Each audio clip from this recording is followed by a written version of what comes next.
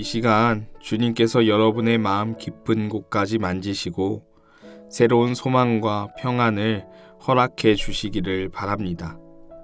이제 성령님의 임재와 도우심을 구하며 기도드리겠습니다. 성령 하나님, 우리의 마음 깊은 곳까지 세심히 바라보시고 주님의 품에 안아주심에 감사드립니다.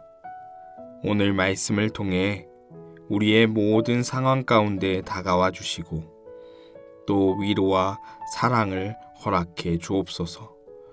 예수님의 이름으로 기도드립니다. 아멘. 오늘 우리에게 주신 하나님의 말씀을 읽겠습니다. 먼저 구약성경 시편 71편 20절에서 21절의 말씀입니다. 하나님, 땅의 깊은 곳에서 나를 다시 끌어올리소서. 나를 크게 만드시고 나를 또 위로하소서. 이어서 신약성경 누가복음 7장 14절에서 15절의 말씀입니다. 예수께서 말씀하십니다. 내가 내게 말하니 일어나라. 그러자 죽은 자가 일어나 말하기 시작하였고 예수께서는 그를 그 어머니에게 돌려주셨다.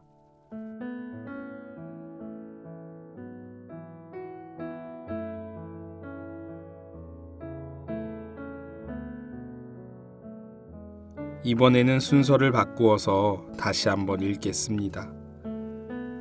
예수께서 말씀하십니다.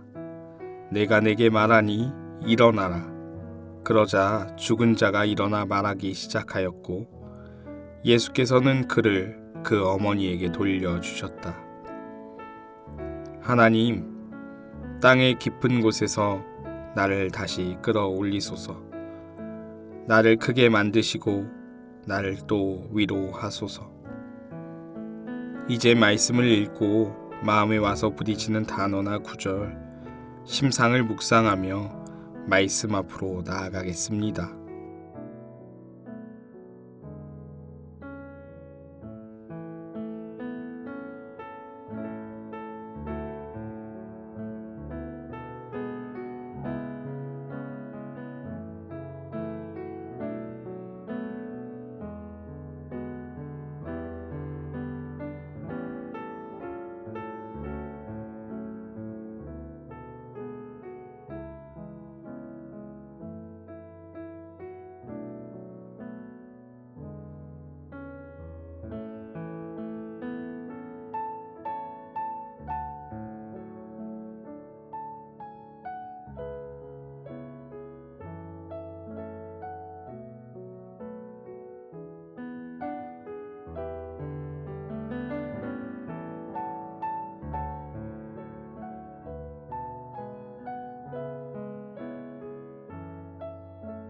오늘 시편 기자는 자신의 밑바닥 인생을 회복시킬 주님만을 바라보며 간구하고 있습니다.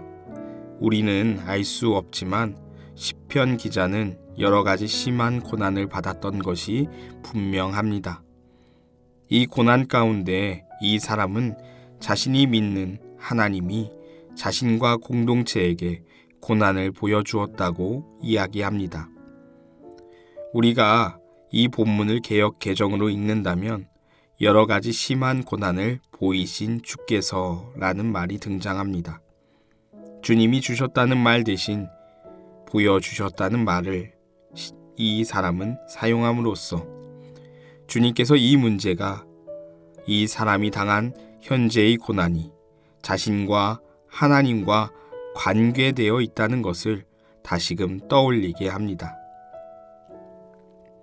이 고난으로 인해 그와 그의 공동체가 처한 상황은 땅 깊은 곳까지 이르게 됩니다. 땅 깊은 곳은 구약에서는 죽은 자들의 영역이자 스올을 가리킵니다. 그만큼 그는 엄청난 고난에 휩싸여 죽음을 직면하고 있었다라고 표현할 수 있습니다. 여기에서 나아가 이 구절은 자신뿐만 아니라 시인이 속해 있는 공동체의 위기를 말하고 있습니다. 이 위기를 극복하기 위해 이 사람은 자신과 공동체를 위해 주님을 간절히 찾고 있습니다. 그가 이렇게 간구하는 것은 자신이 직면하고 당면한 상황에서 자신을 구원할 분은 오직 하나님이라는 것을 알고 있었기 때문입니다. 여기에서 시편 기자는 자신의 고난과 역경 가운데 계신 주님이 다시 자신을 회복시키고 위로해 주시기를 간구합니다. 그 후에 이 사람은 하나님께 기쁨으로 찬양을 올려드립니다. 너무 이상합니다. 문제가 해결되지도 않았는데 찬양을 올려드리는 것은 말도 안 되는 일이라고 생각이 됩니다. 그러나 이 시편 기자는 그렇게 하시지 않더라도 주님은 주님이시기에 자신의 마음을 다해 찬양합니다. 그의 태도는 자신의 감정과 억울함 그리고 현재의 고통과 아픔보다 주님이 자신의 인생 가운데 먼저 보여주셨던 사랑을 인정해드리는 삶의 모습을 보여주고 있습니다. 그와 같은 모티브가 신약 성서에서도 동일하게 나타납니다. 예수님이 나인이란 성으로 들어갈 때의 일입니다. 예수님은 여전히 많은 사람들로부터 추앙받고 있었습니다. 그도 그럴 것이 성경은 예수님이 가시는 곳에 많은 무리가 동행했다고 묘사하고 있기 때문입니다. 예수님은 성문에 다다랐습니다. 때마침 잘 짜인 각본과 같이 사람들이 한 아이의 상여를 메고 나오게 됩니다. 많은 무리들이 보고 하는 말이 죽은 사람이 독자인데 어머니는 과부라는 말을 듣게 됩니다. 정말 비참한 상황 가운데 처한 한 여인을 예수님은 마주하게 됩니다. 예수님은 땅 깊은 곳까지 다다른 이 여인을 불쌍히 여기시고 울지 말라고 말씀합니다. 그 즉시 예수님은 관에 손을 대시며 청년아 내가 네게 말하노니 일어나라고 말씀합니다. 그때 죽었던 자가 일어나 앉아서 말을 하게 됩니다. 모든 사람이 놀라움을 금치 못했습니다. 아무도 상상하지 못했던 일이 벌어졌으니 말입니다. 이때 모든 사람이 두려워하며 하나님께 영광을 돌렸다고 신약은 기록합니다. 시인과 예수님을 만났던 사람들의 공통점이 있다면 이들 모두 극심한 고난과 역경 가운데 놓여 있었다는 것입니다. 이때 이들이 주님께 나아가는 모습은 다르게 나타납니다. 시편의 기자와 예수님을 만났던 사람들의 공통점이 있다면 이들 모두 극심한 고난과 역경 가운데 놓여 있었다는 것입니다. 그때 이들이 주님께 나아가는 모습은 다르게 나타납니다. 시편 기자는 자신 스스로가 하나님께 간구했고 한 여인은 비참히 눈물을 흘리고 있었다는 것입니다. 어쩌면 이 둘은 우리의 서로 다른 삶의 모습을 대변하는 것 같습니다. 때론 주님께 간구하는 자가 있는 반면 그렇지 않고 하염없이 눈물만 흘릴 수밖에 없는 그와 같은 상황 말입니다. 이 다른 고난의 차이와 양을 누가 설명할 수 있겠습니까? 다만 주님은 주님이 사랑하시는 자신의 자녀들에게 한량없는 사랑으로 그 고통의 순간 가운데 함께하고 계시다는 것은 부정할 수 없는 사실입니다. 그렇기에 우리는 주님이 주신 것이 아니라 보여주신 고통이라는 참혹함 앞에서 주님의 사랑을 발견해 낼 수 있어야 합니다. 그 사랑은 우리의 모든 생활과 삶을 완전히 변화시키는 사랑입니다. 그 사랑은 우리를 사랑하시는 주님의 손길입니다. 그렇기에 오늘도 주님은 우리의 고통스러운 현장 가운데 회복을 주시며 주님의 참된 사랑으로 우리를 감싸 안아주시고 있습니다.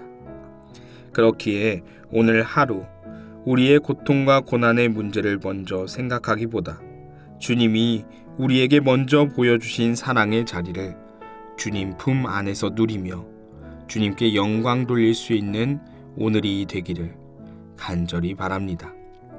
기도드리겠습니다. 오늘도 우리의 고통 가운데 함께 하시며 우리를 사랑으로 감싸 안아 주시는 주님, 우리의 삶이 주님이 먼저 보여주신 사랑을 인정하며 주님이 주님이시기에 우리가 어떤 상황보다 주님을 사랑하며 감사의 찬양을 올릴 수 있는 너른 마음을 허락하여 주옵소서. 예수님의 이름으로 기도드립니다. 아멘.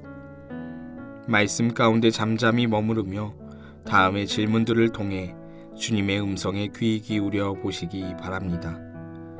첫째, 시편의 기자는 우리에게 어떤 신앙의 태도를 보여주고 있나요? 둘째, 오늘 예수님은 우리에게 어떤 긍휼의 마음을 보여주고 계신가요?